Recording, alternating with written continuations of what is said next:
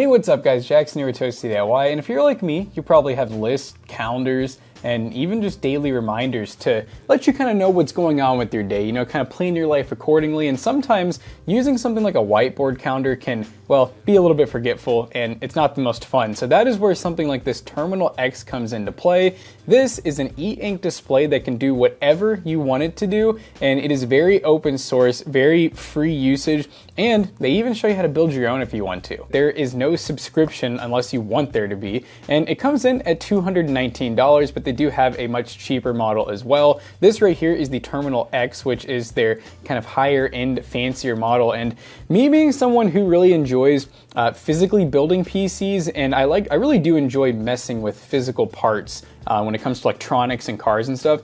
I'm not good when it comes to the software portion. I never have been. It doesn't interest me a ton, so I'm very curious for someone like me, and maybe like you at home, who's not the most interested in testing out different Linux distros and changing settings in games and tweaking things. I normally just want them to work. How will I feel about something that is really a tinkerer's dream? Let's go ahead and unbox it. So the TRMNL X has a 10.3 inch display, and the whole idea behind this is that this display will go through a cycle of multiple sources or scenes that you have set up. As you can see, I got mine in the faux wood finish, and I'm excited. I wanted something that looked a little more fun, and you can get it in multiple colors, but I thought that this faux wood looked really cool, and I gotta say, it looks pretty darn realistic, like now that I'm really looking at it.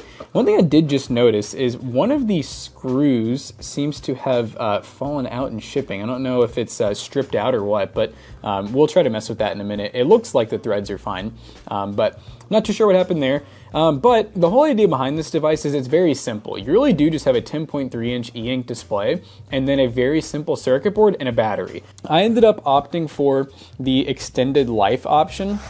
So you get the extra large capacity battery inside. And what's cool about e-ink is right now, this is actually on. Like, this is actually the e-ink display. This is not like a peel. So e-ink essentially is a really cool technology where it'll put something on the screen that'll permanently be there, or at least for many months, and it uses no power at all. So it's almost like an Etch-a-Sketch, where once you make the image, until you tell it to do something new, that image will stay there without using power. And the only thing that actually uses power is every time it refreshes the image to something else. That uses a pretty good amount of power, but you still get about 3 to 6 months of battery life in between charges. Now, obviously for charging and data communication, because you gotta be able to do that, we actually get this little guy right here, which magnetically goes onto the back, and there you go. So this is actually a USB-C as well. So you get a couple different options. The idea is you can mount this on the wall. You could just have it sitting on like your kitchen counter on the way out, and that's kind of my idea with it. I'm kind of thinking this could be something that could be really cool for at home and the office. So hey, maybe if I learn how to use this and we really like it, we'll get one for vice versa. But the whole idea is that you can have everything that you want to know throughout the day. And you can make it to where it rotates every 20 seconds. You can make it rotate every 5 minutes. You can make it never rotate. But the idea is that you would basically have multiple things rotating. So let's just say we have the weather on one screen, and then we have our Google Calendar on the next screen. And then we have, if I was into like day trading, I could have like certain stocks in the next screen and so forth. The actual screen is 16 level grayscale at 227 ppi. It is IP65 water resistant. It has dual ESP32 microcontrollers, 5 gigahertz Wi-Fi, which is pretty nice, and up to 12,000 milliamp hour battery. So you get about 6 months between charges. And like I said, $219, which is pretty cool. And they do sell, like I said, a smaller, cheaper version. The screen's, I want to say like a 7 or an 8 inch. I think this is a pretty optimal size screen. I mean, you can see kind of compared to how I'm holding it here. I feel like you can see this one from a good few feet away, at least. I feel like the 7 inch screen's gonna be more of like a desk accessory, or you gotta really walk up to it. We get a really nice USB-C cable. Very nice like silicone wrap, pretty thick, so good for charging and data communication. It is C2C, so you might need an adapter if you're gonna be using like a older laptop or something to charge it.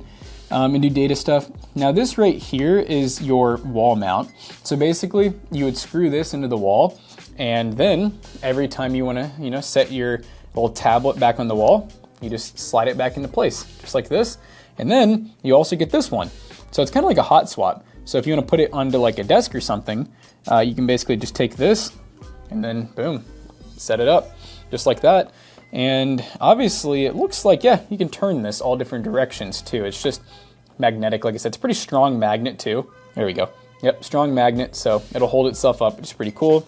And then they do include a microfiber, although these screens, I will say, do a pretty good job at not collecting fingerprints, and it's not touchscreen. So ideally, you're not gonna be touching the screen a whole lot.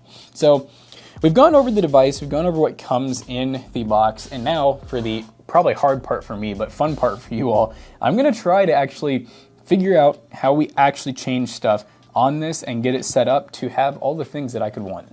All right, so this is my first time hooking up the TRMNL X with my laptop. I literally just plugged it in and it looks like it's already doing something. It's like refreshing the screen. Connect your phone or computer to the terminal Wi-Fi or scan the QR code for help. Okay. I guess, yeah, I think we are connected. So it says after adding your Wi-Fi credentials, terminal will restart and show the message. Okay, it says connecting. Hopefully we're connecting to the right thing. Oh, yep, it is. Okay. We see the terminal moving. We got a little battery indicator. Looks like our time's already right, so we're gonna do our, they call it our friendly code. And it says we have successfully signed up. Okay, and now we can go to the plugin marketplace. So now we're on the terminal plugin page.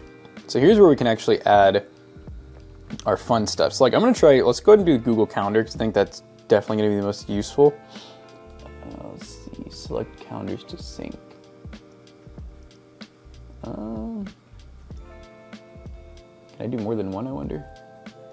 Oh, there we go.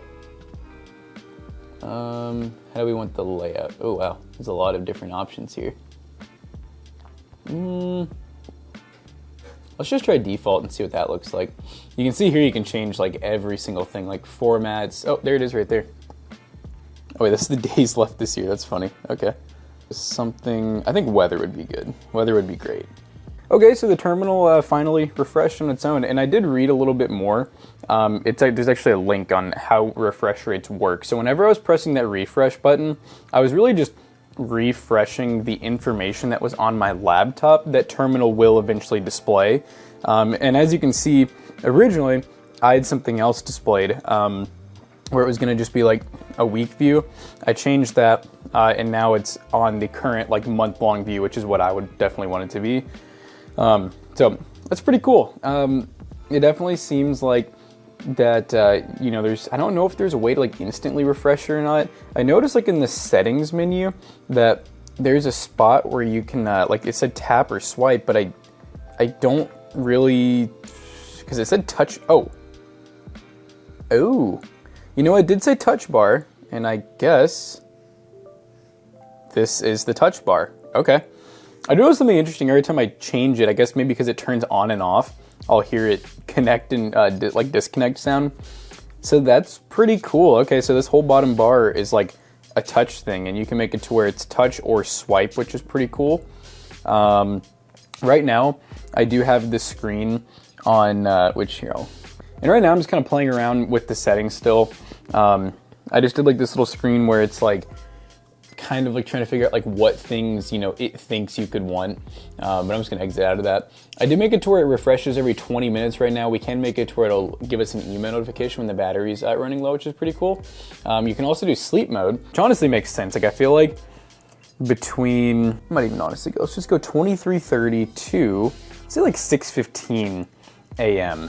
And so now at night, it's not just gonna be rotating through you know, all the different stuff every 20 minutes. So that should save us a lot of battery life. I mean, that'll probably save us, I would guess, like at least it might double our battery life or maybe somewhere near there, which is pretty cool. But you can see the device info. I'm gonna change this. I like the swipe idea. Yeah, that's pretty cool. Okay. All right, guys. So I finally got everything figured out with the terminal. Nothing super complicated. I didn't really have to look anything up. I did what I said. I was just patient. So I have it set up where right now we can swipe. So this is actually our Toasty DIY YouTube channel, and it shows a lot of really cool analytics. I have it set to the 28-day analytics right now. And This is just really good stuff to see. It's like a nice visual reminder of just, you know, how your channel's doing. You can also do things like Shopify, which I think that'll be cool. I do have to get like a whole API made and everything, which is kind of on Shopify's end. There's not really like an easy way to just log in and have those stats, but once you get that made, it's cool because you can use it with other things like this, where you could have it display whatever analytics you want, like how much money you've made today or the last week, the customer base. But the swipe feature is so cool. So right now, every 20 minutes, it'll auto go to the next one. I will say, this part's interesting. I don't know if it's, okay, it's loading when it does it. Okay, I just gotta be patient. So now, we're back on the calendar view. Let's go ahead and swipe to the next one, because we've seen the calendar a couple times now. It shows our battery in between swipes too, which is cool. All right, so here's the weather. This is the J-Town weather. It tells us the time as well, or at least the time when it was last refreshed. We got the highs and the lows. We got, that's rain chance right there. We also have like humidity, the wind. I mean, it tells us everything we need to know. It gives us a nice little sun logo there, so we know it's clear weather for the day. Pretty cool. And I think I have one more, actually no, I just have the three. I have weather, I have the calendar, and I have the Toasty DIY analytics. And that's all that's set up at the moment. So it really is just a patience thing. Like I said, that one that was there is no longer there. The one where it showed how many days were left in the year. It is a thing where as you change stuff on this, it's on their servers and they don't want to overrun their servers because this is free right now. Obviously, it'll become unfree if we have people that are using these kind of, I'm not going to call it maliciously, but kind of maliciously, where they're just, maybe they have hundreds of these just cycling stuff. Really, these are meant, with E Ink, it's not meant to constantly be refreshing because that'll just use the crap out of the battery. The idea is you should be able to put this on the wall or on your kitchen table or whatever and let it sit there for at least a month, I would say, without having to charge it. And, you know, depending on what time you walk by it, you might see a different analytic there. And if you really need to go to the next one, you can swipe or tap, depending on what you have set up. At least with the TRMNL X, I'm not sure with the cheaper model if that one has any type of touch features. I didn't think it did. I didn't even know this one did. So, really cool. And I like the kind of like bamboo-esque wood design I got. It almost matches the table, funny enough, that we're on right now. But yeah, this is a really cool device. I mean, now that I've gotten it set up, I'm understanding it more. I do want to do some more custom stuff with it, because like one thing I think would be cool is to maybe have a split screen or maybe even like a quad feed where I could have like more than one of these widgets or pages on there. And I'm positive that there's a way to do this, because I know you can build your own like HTML or bitmap versions yourself and put whatever info you want on there. I mean, there's like hundreds of plugins. And I know one of like the main ones are, you know, custom, like, yeah, here's private plugin, build your own. Third-party plugin, which is built for other users. So there's definitely ways that you can do your own thing. Really cool device overall. So the TRMNL X, I gotta say, this thing definitely gets a good passing score for me. I don't really have any major complaints. I did get that one screw back in, by the way. It was just kind of lightly screwed together. I guess that could be one thing, is maybe just a little bit more, I guess, QC as it leaves the building, but it's a tinker device. It's kind of meant to be taken apart, so I don't really care that I had to put that screw back in. It comes with the screwdriver too, by the way, so that was not a problem at all. I will be mounting this one, I think, at home in the kitchen, and I'm going to talk to TRMNL and see if maybe we can get a either the same version or maybe the cheaper one here for the office. I think that'd be really cool for us to have like our YouTube channel analytics and the calendar board, because we actually do use that stuff every day.